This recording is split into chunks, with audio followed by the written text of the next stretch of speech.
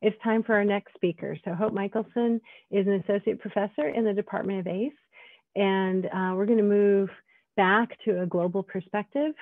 Take it away, Hope.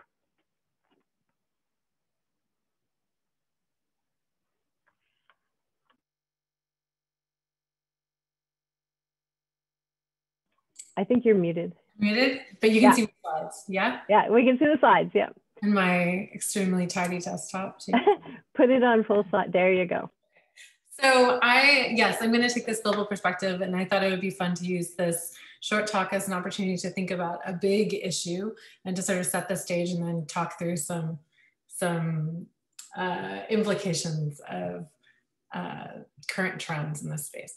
So I'm gonna talk about small farmers and global value chains, and the degree to which and under which conditions that engagement of the poor, in particular small farmers, in global agricultural trade can actually sort of be attentive to or relate to or meet the goals of sustainability that we seem to have and that are still emerging.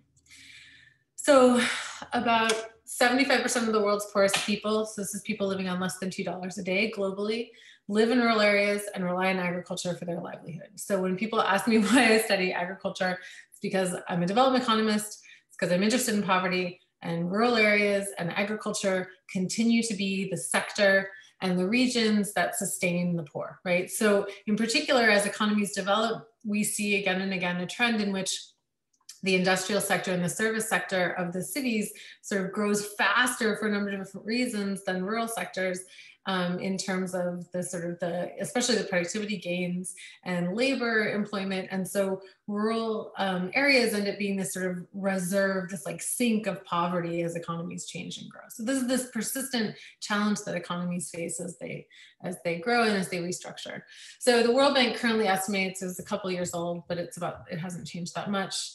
Globally, there's 500 million small farm households, so that's times 5, so about 2.1 to 2.5 billion people, right? If you've got a number of people in those households.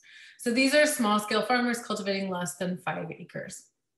One thing that's really interesting about this sector is that we don't tend to know about the specifics of its geography, actually. So where small farms are located is known kind of in a broad sense, but in terms of the specifics, we don't always understand. We have really good data about rich people. It's something I always like to say. We don't have very good data about poor people, right? So this is a nice paper that was done by Minnesota, some researchers at Minnesota, looking at using census data and ag census data to sort of figure out, okay, where are the really small farms, right? Where are these sort of very small, medium farms, right? To sort of get really specific about the geography of these places.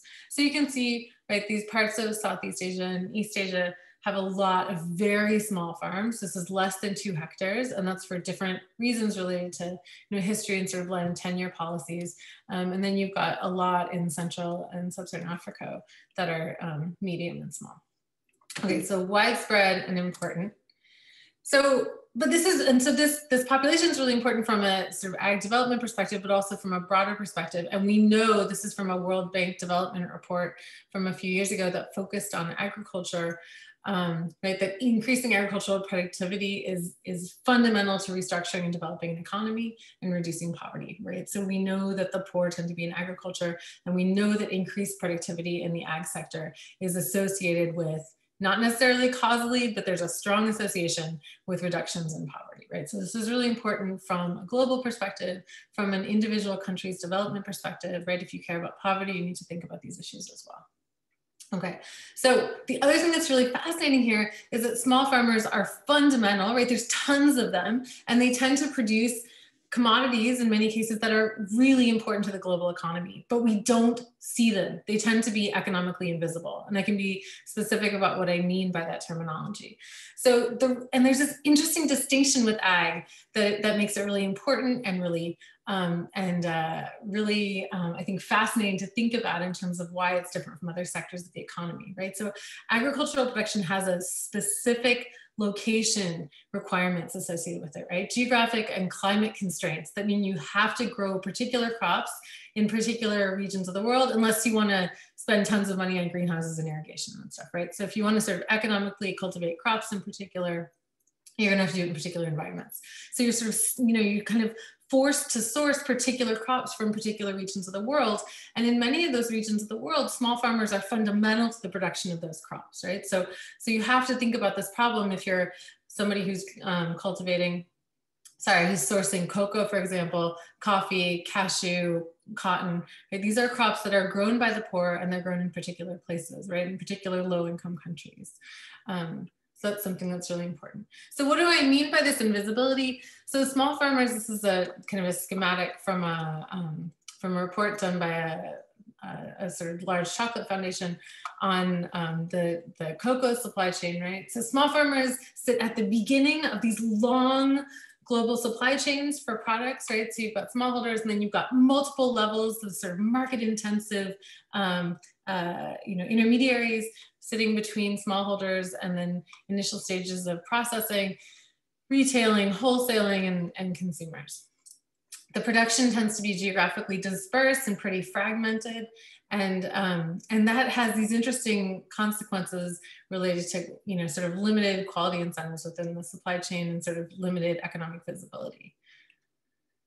So, but at the same time, right, so you've got this fractured production of commodities which are being grown by lots and lots of small, poor growers all over the world, in the context over the last 40 to 50 years in which agricultural trade is rapidly expanding. We've got increased economic integration, lots of sort of, you know, decreases in information and transport costs, and increased sort of economic integration through, multilateral trade negotiation, for example, right, happening. And then global value chains are getting more sophisticated. So you've got new product standards, you've got process standards, you've got third-party certifications, and increased traceability for food safety, right? So we're talking about organic production, we're talking about environmental practices, bans on child labor, fair trade. So tons of stuff happening in this sector, right, related to increased consumer sophistication and increased consumer demands for attributes that we think of as being related to this definition of sustainability, right? So these are attributes that I would argue embody a current definition of what sustainability means, right? We've got ideas about labor standards, environmental standards, process standards, right? So this is a part of, I think, the current incarnation of agricultural sustainable supply chains. And so that's really interesting, right? So you can think about, all right, what does this version of sustainability mean for small, poor farmers?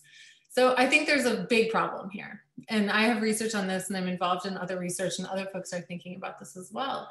Right? There are these fundamental challenges of small farm production and marketing, especially in low-income contexts, where you've got uninsured production and price risk that people are facing, high transactions costs, poor infrastructure, limited credit, limited legal enforcement of contracts, small scale production, right? So those are challenges that raise the costs and the risks of buying from small farmers and contribute to their exclusion from these kinds of supply chains, right? And as we're putting in some of these new process standards, there's good evidence that, right, small farmers cannot afford to get certified. Small farmers, if you're worried about child labor, are a bad bet because they're going to rely on family labor for harvesting. So there's a way that these process standards and these new kinds of sustainability standards seem to be going even further in terms of the potential to exclude small farmers, unless you've got kind of third parties getting involved. And I can talk about that. It's kind of an interesting set of relationships. So I've done a lot of work also on contract farming. So in contrast with these sorts of standards programs, contract farming can and seems to be more able to address these kinds of challenges and may be a more sustainable way to actually engage and benefit small farmers in these kinds of opportunities. So I think that's really important. I think we need to think about what current sustainability standards actually mean for the sustainability of the supply chains as they exist, right? And there's evidence that the current system is failing small farmers and their global buyers. So I'm going to give you one sort of example of this before I wrap up. There's this interesting initiative that was kicked off by Mars about 3 years ago, which is a collaboration across a number of very large buyers, international buyers of global agricultural commodities. And what they're worried about is that, in particular in coffee and cacao, prices and incomes are historically low. They're extremely low over the last couple of years.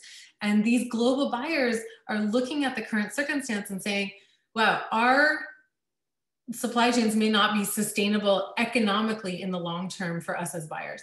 They're worried about the exit of the poor from the production of these kinds of commodities. And they're worried about facing in a couple of years a circumstance in which they do not have sufficient supply at a price that they want to be paying for these commodities. So I think that's really, really interesting, right? Because we have a world in which we've got all these sustainability standards proliferating. And at the same time, we see concern among the big buyers and among small farm groups as well, that the current system is not working in terms of providing sufficient income, and lasting incentives for production of these commodities. I think that's a really important dynamic. So I'm going to wrap up on the next slide. So my closing thoughts then, I think most sustainability standards are solving problems for consumers. They, in fact, may create new costs and exclusions for farmers, especially the kinds of farmers that we might be really prioritizing and wanting to engage in the process. We need to understand, and there's a lot of work going on in this space, but I think we need to really, think about it in a particular context. We need to understand what the current standards can actually achieve and understand the conditions under which small farmers can participate and how they benefit, and what the broader effects of these initiatives are on labor, which is a completely unstudied aspect of these supply chains. We don't see the laborers. The laborers tend to be even more marginalized and poorer than the growers, and rural inequality. And I think there needs to be some really careful thinking about what global value chains need to be in order to actually be sustainable for the growers. And that means economic visibility for the farmers. As I said, I can talk about that a little bit, building of economic identities, so they can access credit and insurance. And then I think thinking about how to address systemic market failures that are often embedded in and furthered by existing policies that small farmers face. So.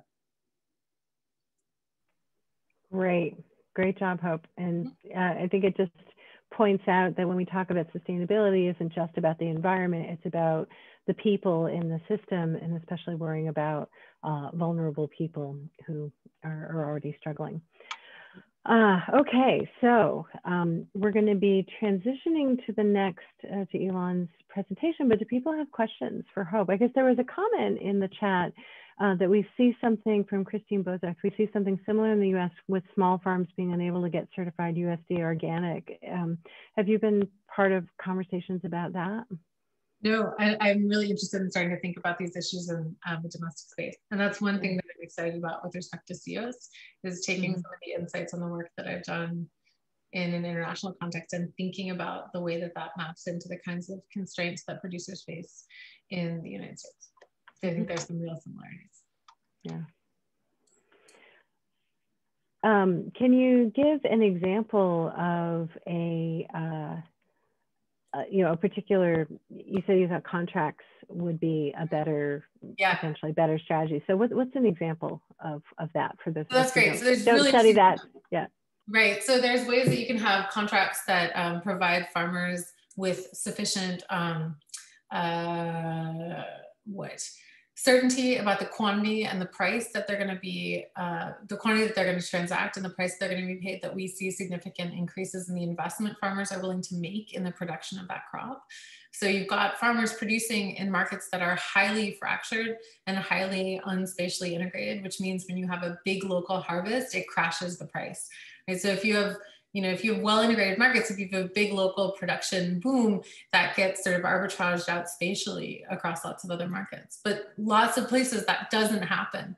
And that leads to these sort of boom and bust cycles for farmers. So we see some success in contracts that come in and say, okay, listen, here's the price you're going to get, guaranteed. And then once you've got that, you see that farmers are much more willing to make investments in the production. And those kinds of investments lead to higher productivity, changes in labor productivity, lots of other kinds of effects that have broader transformative effects on rural sectors. So.